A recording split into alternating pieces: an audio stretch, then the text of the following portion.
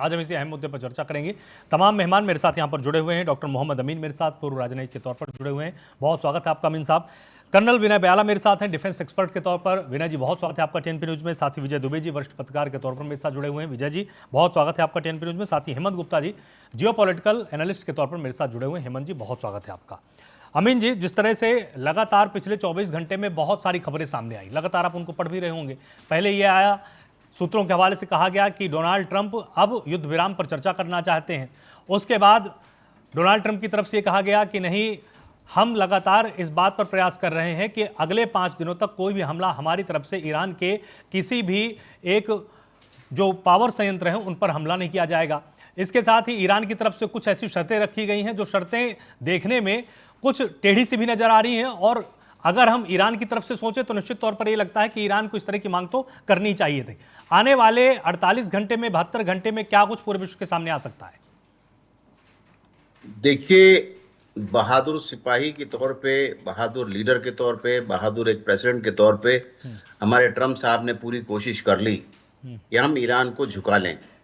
और पहले तो कोशिश की गई कि उनके यहाँ विद्रोह कर दिया जाए, सिविलियन वार करा दी जाए, जिस तरह और देशों में कराई गई, चाहे वो बांग्लादेश रहा हो, नेपाल रहा हो, और भी देशों में इस तरह से रहे। और इस तरीके से जैसे वेनेजुला में जाकर रातों रात गए और पैराट्रूपर उतरे और उन्होंने अरेस्ट करके उनके राष्ट्रपति को लेके अपने घर आ गए और उन पर मुकदमा चलाया जा रहा है, वो उनके यहाँ बंद हैं। लेकिन आप इस बात से भी नकार नहीं सकते कि ये ईरान ने बता दिया कि जो इतना पुराना देश है और उसकी भौगोलिक स्थिति को देखते हुए और उसके अपने तौर तरीके को देखते हुए उसने बहुत पहले तैयारी कर रखी थी इसका जवाब के लिए, कि जो इन्होंने जनवरी में हरकत की थी उसके बाद उसका जवाब देने के लिए आज देखिए, आज 24वां या 25वां दिन शुरू हो गया है।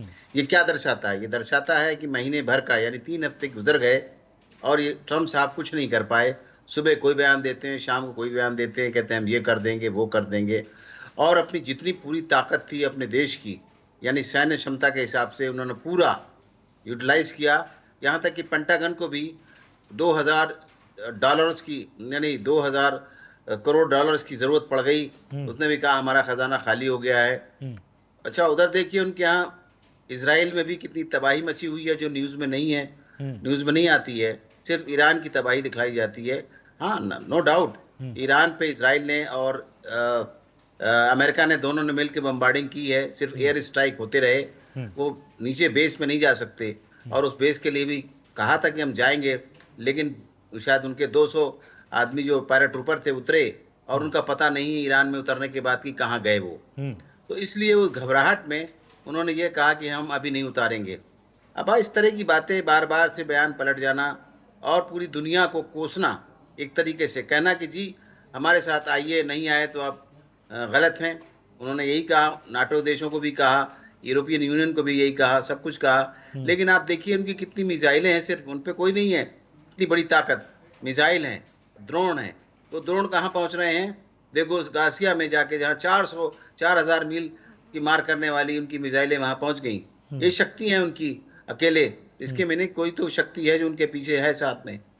देखिए ये क्लियर खुला खेल है कि देखिए आप ईरान पे कब्जा नहीं कर पाएंगे जिस तरह से वेनेजुला को किया था या इराक पे किया था। इराक की भौगोलिक स्थिति, इराक का बहानेबाजी कुछ करके, लेकिन उसके तेल पे कब्जा किया।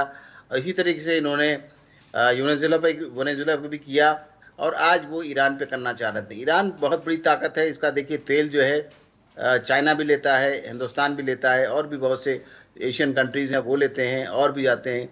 तो इस तरीके से उन्होंने कोशिश पूरी कर ली और इसको झुका नहीं पा रहे।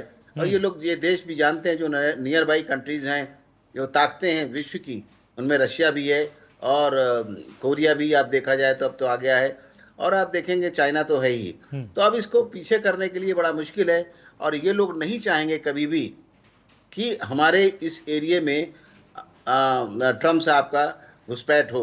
इसीलिए आप देखिए कि कोशिश पूरी की उन्होंने, अभी भी भड़काया उन्होंने पाकिस्तान को, और पाकिस्तान को भड़का के कोशिश किया कि हम अफगानिस्तान में युद्ध छिड़वा दें, वहाँ पर हम उसके पोर्ट पे कब्जा कर लेंगे, एयरपोर्ट पे।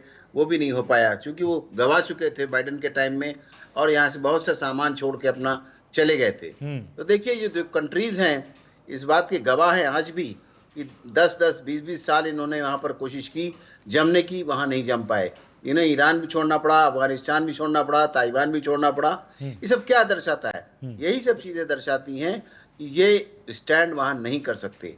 जो इनकी हालत मचाई है फाइनेंशियली, वो अब क्राइसिस में है। अमेरिका के अंदर भी इनका विद्रोह हो रहा है, और आप देखिए दुनिया में हाहाकार मचा हुआ है, चाहे वो पेट्रोलियम प्रोडक्ट की बात करिए, चाहे गैस की बात कर लीजिए, चाहे एक्सपोर्ट इंपोर्ट की बात कर लीजिए, हर चीज रुक गई है। अगर निकल भी रही है तो उसमें थानेदारी कर रहा है ईरान।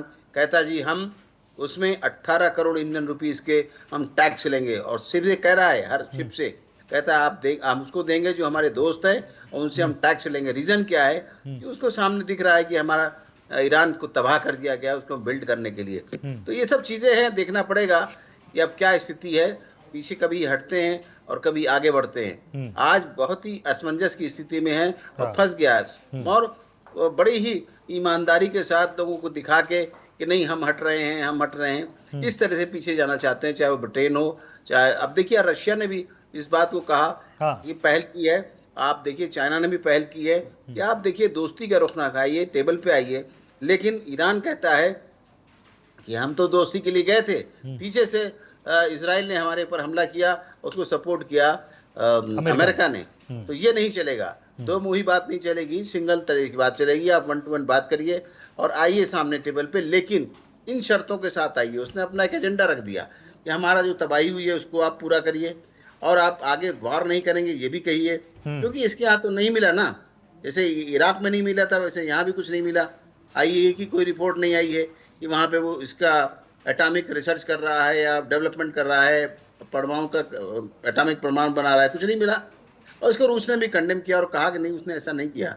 लेकिन ये इस तरह नहीं चलेगा कि दादागिरी इंटरनेशनल लॉ का सीधा सीधा उल्लंघन है। इंटरनेशनल लॉ का सीधे सीधे उल्लंघन है।